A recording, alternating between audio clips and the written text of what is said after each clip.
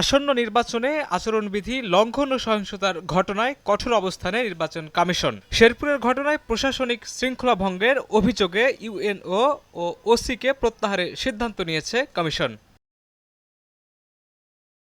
রাজধানীর আগারগাঁওয়ে নির্বাচন কমিশন ভবনে সাংবাদিকদের ব্রিফিংয়ে সব তথ্য জানান ইসির জ্যেষ্ঠ সচিব আক্তার আহমেদ। তিনি বলেন, রিপোর্টে অসঙ্গতি পাওয়া গেলে প্রার্থীসহ জড়িতদের বিরুদ্ধে ব্যবস্থা নেবে ইসি।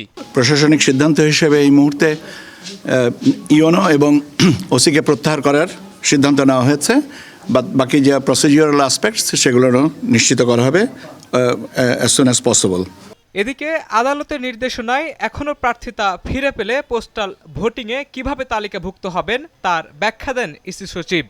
8 ফেব্রুয়ারি 2026 পর্যন্ত মাননীয় আদালত যদি কারোর প্রার্থিতা পুনর্বহাল করেন বা দেন, তাহলে সেই পর্যন্ত আমরা এটা আপনার পোস্টাল ব্যালটে তাদেরকে অন্তর্ভুক্তির বিষয়টা বিবেচনায় নেব।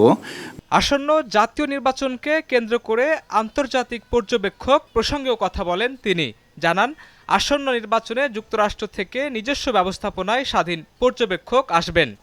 ইউএস গভর্নমেন্ট কোনো অবজারভার পাঠাবেন না, কিন্তু ইউএস থেকে অবজারভার আসবেন।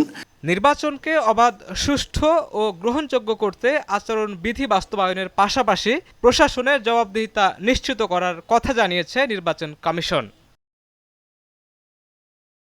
শাহিনুল ইসলাম সাগর, চ্যানেল 9, ঢাকা।